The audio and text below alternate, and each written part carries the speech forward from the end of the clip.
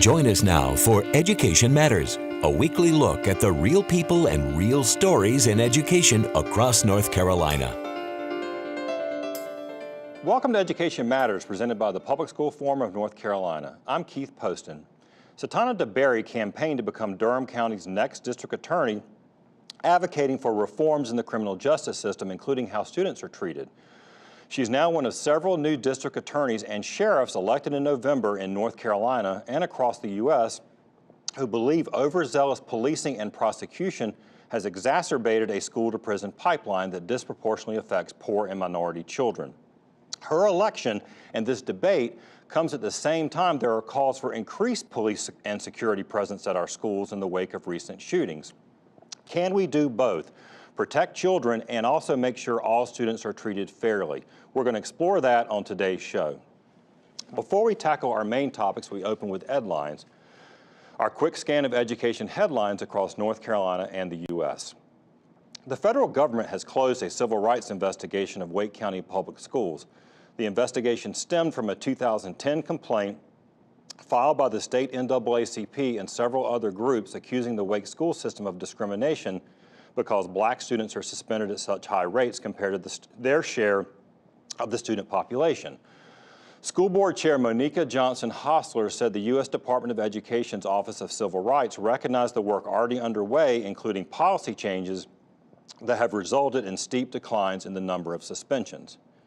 State Superintendent Mark Johnson recently sent out a survey to North Carolina parents that included a chance to win a $250 cash prize just in time for holiday shopping, according to the email, if they completed a survey on student testing.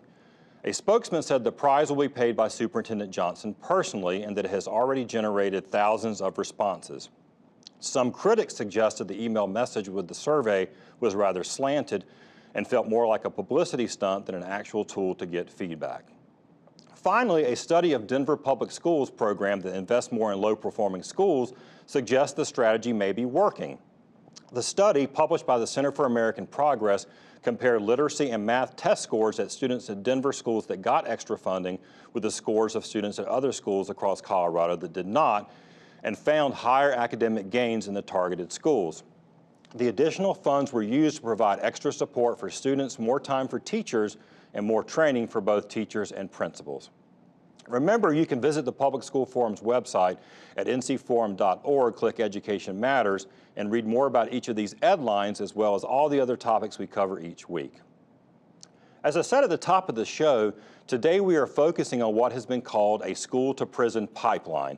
Earlier this week, we sat down with Satana DeBerry, who was just elected as the new district attorney for Durham County.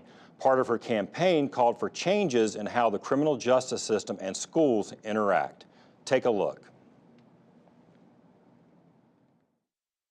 Well, we're pleased to have Satana DeBerry with us today. She was just elected as the new district attorney for Durham County. Welcome, and thanks for joining us on Education Matters. Thanks for having me, Keith. All right, well, first of all, you'll be sworn in January. Let's tell a little bit about your background. You are a native of North Carolina. You're an attorney, Princeton and Duke, but even though you're an attorney, most of your work has been, well, how would you describe it, in public policy? I would say I've done, at least for the last 10 or 15 years, mostly policy and advocacy work. Okay. So what made you decide to run for district attorney? I saw a couple of things that we're going to talk about on the show today is around the issues of prosecuting children in court, reform of the criminal justice system, but sort of what were your driving issues? Well, I started out as a criminal defense attorney in my hometown in Rockingham, and the reason I stopped doing that work was because it really became clear to me that kind of all the power was with the prosecutors, with the district attorney's office. And so I felt like I could do more for the people that I was working for if I did this kind of policy and advocacy work, kind of systems change work. So I've done a lot of work around healthcare, affordable housing, community economic development. And so a couple years ago, some of the groups that I've been working with in Durham around affordable housing issues and community economic development issues came to me and said, we'd like you to run for district attorney. Like, you understand how all of these systems work together to especially impact communities of color and low-income communities. You have a broader vision than just prosecuting people, and that's what we've been trying to do in Durham. So they've been working on criminal justice reform for maybe a decade, and at every point they've gotten some inroads with law enforcement, with judges, and got stopped at the DA's door. Right. You mentioned prosecuting, that one of your platform ideas is to stop prosecuting children in adult court. Now, I thought we just raised the age for children that can only be tried in adult court when they're 18. So, but is that still an issue, even with the new law? Yeah, sure. So the New York law has not gone into effect yet. General Assembly is currently writing rules around it. So there's still a lot of advocacy around how that's going to be applied. But the district attorney in North Carolina has a lot of discretion, has almost 100% discretion in all issues except DWIs. So depending on the jurisdiction, the district attorney certainly still has the discretion to try teenagers in adult court, and certainly for violent crimes. So why is this why is that a problem, I guess, for you? I mean, if someone commits a crime, if they're 15, 16, why should they not be tried as an adult? Well, I mean, first we have to think about, there are really two categories of crimes that we're talking about. We're talking about violent crimes, and then we're talking about nonviolent crimes, mostly drug crimes, mostly things that, like fights or simple possession of marijuana, those are the things that tend to happen at school. And those are the things for which children tend to be referred to the criminal justice system. Criminal justice system is an incredibly blunt object. It has no nuance about it at all. Right. And children need that nuance. Any child that comes into contact with the criminal justice system is a troubled child. There's no doubt about that. But we don't have the resources to really look at why that child is troubled. I think it is better to leave the consequences to these kind of low-level issues to the people who know the most about children, the people who deal with children every day, who know about the developmental ages of children, how children act at certain ages, what their issues are, what their trauma is. I am not, as a prosecutor, equipped to deal with that. Right. Well, you mentioned about where children are, and I've read an article, which is why I reached out to you to come on the show, that you wanted to make some changes to how Durham County handles school-based incidents. Right now, with sort of growing use of police officers, off-duty police officers, school resource officers, we're actually seeing, quite an increase in criminal referrals out of school. What do you want to do there? I'd like in Durham County to move towards not taking those type of referrals from school, to moving toward we have resources inside the school to deal with kids who have disruptive behaviors. We're not talking about violent crime. Certainly when you talk about what happened, say for example, at Butler High School in Charlotte, that is a tragedy, and that is certainly the type of thing where there does need to be criminal justice intervention. Kids fighting at school, a kid who mouths off at a teacher because they have some other issue, those are not things that we can deal with in the criminal justice system. Right. Well. Right. Now, some teachers might be watching in this interview, and maybe some parents too, and thinking, that if the child is doing something that rises to a crime, I want law enforcement, I want the district attorney's office to have my back, so to speak. I mean, what's your response to concerns that I don't know, that you sort of might be sending a message that some of this behavior is actually okay? Well, I don't think we're sending the message that it's okay. There are always consequences to behavior that kind of breaks our social contract with each other. The first thing I would say is that my number one priority is to keep all the people of Durham County safe. That includes the children of Durham County. And for children, interaction with the justice system is traumatic and sometimes is not in their best interest. I come from a family of teachers. My parents taught, my grandparents taught, my siblings either teach now or have taught in the past. And you have 3 children in Durham Public Schools right now. 3 kids in Durham Public Schools.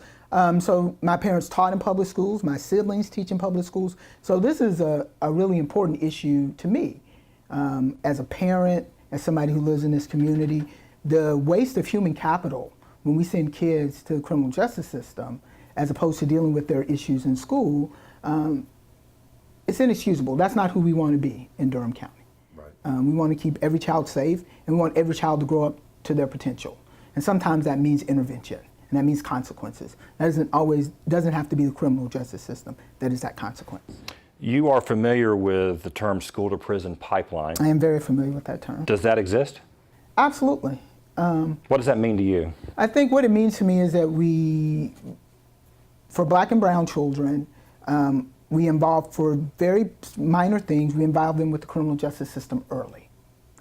And we know there are thousands of collateral consequences to being involved with the criminal justice system just for adults. So imagine what happens to a child who's very early been identified as a criminal justice problem, right? Not as a behavioral problem, but as a criminal.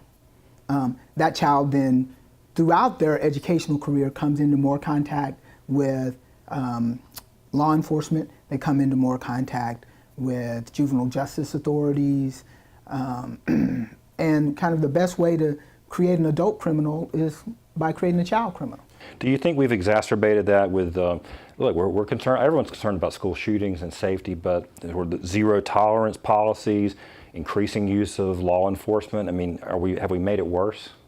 This school to prison pipeline. I think zero tolerance policies absolutely have made it worse. Again, I am not an expert in children, right? I'm not an educational expert. Me either. Right? But what we know is that we deal with kind of the fallout of kids who are not in school. And so the safest place for a kid is in school. I think there was a article that report that just came out this week from Howard that in North Carolina schools, we actually have not been keeping kids more safe by having SROs in the school.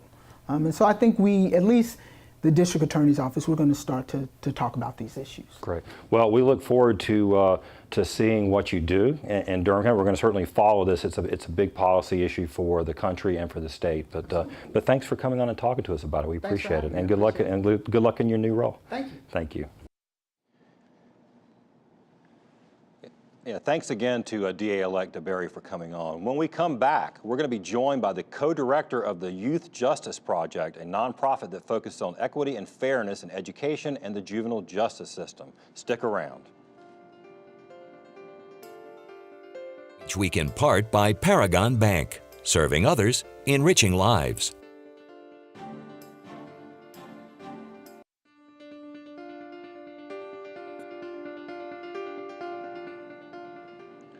Welcome back to Education Matters. We're going to continue our discussion today on criminal justice and schools with Peggy Nicholson. Peggy is the co-director of the Youth Justice Project. You are an attorney. And I mentioned in my brief intro, the Youth Justice Project, a statewide organization. You're based in Durham, and you focus on fair and effective school discipline practices as well as reforms in the criminal and the juvenile justice system. So thanks for coming on. Thanks for having me. Why does the Youth Justice Project believe that there is a need to focus on school discipline, like how young people interact with the criminal justice system? Why do you think we need to focus on it? Right. So I think there are lots of reasons people should care about the use of suspensions and the overuse of suspensions in North Carolina. The first is really anytime a child is suspended, they're out of the class. They're missing critical instruction time. Another reason that it's really important to look at suspensions is because we've been using them for years, but they don't work. There's no research or data showing that suspension actually deters misbehavior, addresses the root cause of student misbehavior. It's just putting the child out, and they come back to the class with all those same problems and behaviors. Finally, suspensions aren't distributed equally. And looking at the numbers of suspensions, who gets those suspensions, we know that students of color, Black students especially, and students with disabilities are disproportionately given suspensions across the state of North Carolina. And so it's really an issue of potential discrimination that when we're looking at suspension. Right. You know, you saw the interview we did with DA-elect DeBerry, and she mentioned the criminal justice system being a blunt object. Right. I mean, school discipline can be too. When you have, right? I mean, so I think that's what you're referring to. Is you want to maintain order in the class. You want to make sure it's a good learning environment, but it's like get them out of the class, get them suspended, and then they're excluded from. I mean, and that's what you're really getting at. Right. Nobody advocates for no accountability for student misbehavior. It's more looking what does evidence and research show us is going to be effective, what is actually going to bring that student back into the classroom ready to learn, allow their peers to learn, and make an overall better school climate. Now, I mentioned the school to prison pipeline. Why do you think it's called that? Yeah, so I think that it's really important to look at what schools do to either exacerbate this pipeline and push students towards the court system, and in some cases, what schools are doing to really dismantle that pipeline and take students who are really high needs and help make sure they don't end up in the court system. I think schools have a lot of agency in this conversation, so I know the school to prison pipeline is sometimes a controversial term, but I do think there is a lot that schools can do to dismantle this push towards the court system that many students experience. Well, and you've got some data on your website, but there's real data that when students are suspended, particularly talking about high school students, right. Then they're out, they're not being supervised, Absolutely. They're probably not around, they may not be around any parents or caregivers, and they actually are more likely to end up, I saw some pretty crazy numbers about every time you get suspended, the more likely you are to end up being incarcerated as right. an adult. Right, and that happens very directly when you have police in schools. So sometimes a suspension can result in interaction with the court system because the student's out of school. Sometimes the court system, through law enforcement, is there in the school directly putting kids into that court system. Right. We talked a little bit about, in the first part, about race equity. That's something that I know your organization, in fact, I encourage our viewers to check out your website, youthjusticenc.org, and you can find us on our website too. You produce an annual racial equity report card. What are you tracking?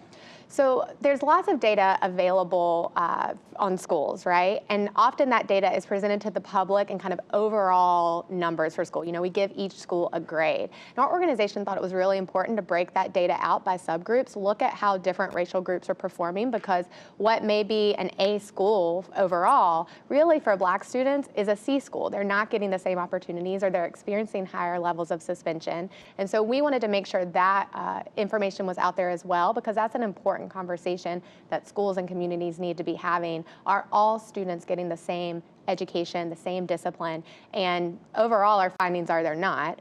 And so we really want to empower communities to start working on that and finding solutions. Yeah, maybe I like to be optimistic about these things. When I talk to groups and we share this data, they're shocked that some of the disparities that exist.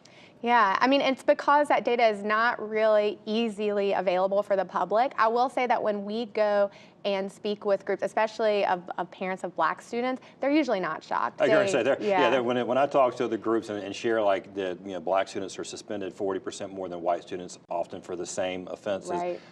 The Black parents in the audience are nodding, of course. Yeah, we know that, but it's the other parents that just don't know. Right. It really validates their experience because they're seeing it, and students see it too. We work with a lot of students who are involved in the court system or have been involved with exclusionary discipline like suspension, and it's not telling them anything new. It's just providing data to back it up. Right. Now, you're doing this work at the Youth Justice Project at the same time that we are seeing an increase in school shootings. Mass shootings, but also violence inside of school, like what we had at a high school outside of Charlotte recently. Now, a lot of policymakers, a lot of parents are actually calling for more security, more police in schools. They're scared. Right. They want to do something.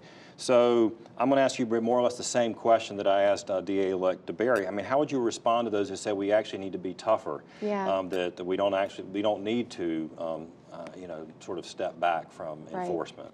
I think the safety of students and school staff is critically important. The problem is that we don't have any research or data showing that increasing the number of police in schools makes them safer. There's not a lot of data on it, but the studies that have been conducted don't show an increase in school safety or overall positive school climate. We do know that there are things that work: increasing support staff, having more smaller class sizes, more counselors, more social workers, more of those trained professional adults who can provide early interventions and supports for students. So I think that when policymakers are looking at where do we want to spend resources, one, they need to really examine how effective these school resource officers are being, especially given the potential negative impacts.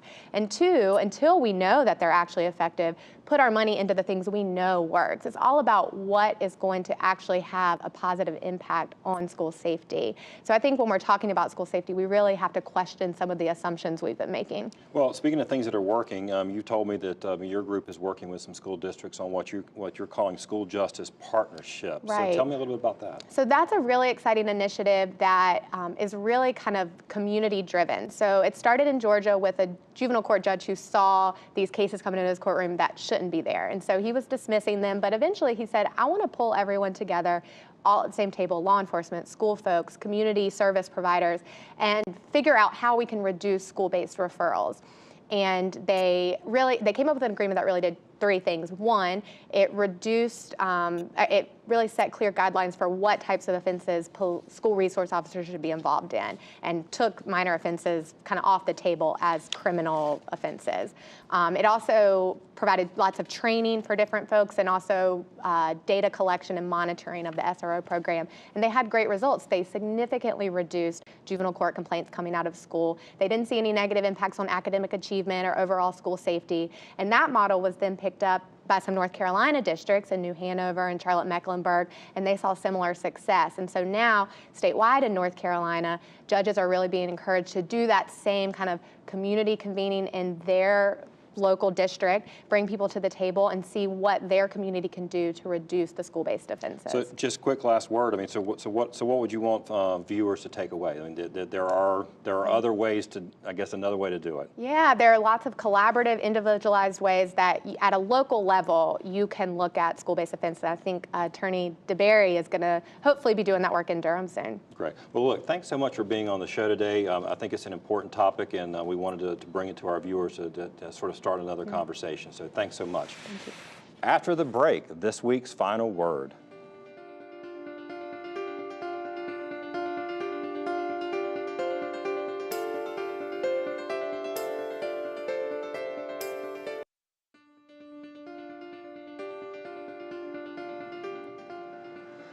Since we're taping this show the week after Thanksgiving, I wanted to first say how grateful we are to you, our viewers, who tune in every week, and to our supporters who help make this show possible. We're thankful we have the opportunity to bring you these stories about education in North Carolina. Now, some weeks the issues we'll cover are driven by legislative actions and what they mean for teacher pay and classroom resources. And other weeks it's the headlines like mass school shootings and how they affect students and school safety. Other shows like this week, we bring forward issues we believe are important and maybe aren't top of mind for some viewers, but perhaps they should be. The fact that low-income students and black and brown students are disproportionately disciplined and suspended is a matter of public record. It's a fact. We also know the rise in zero tolerance policies often mean any behavior that gets a student sent to the principal's office results in suspensions. Today in America, 1 out of 9 students are suspended at least once. The problem is suspension may put troubled kids out of sight, but it doesn't alter their conduct and typically leads to higher dropout rates and higher arrest rates. It's a complex problem. Teachers need to know their school leaders and the community have their back, and we need to make sure students are safe at school. But we also have to reckon with consequences created by well-intentioned policies that hurt students and the community as a whole. That's it for this week's show. Next week, we're going to focus on school principals, including welcoming the North Carolina Principal of the Year. Thanks for watching, and we'll see you next week.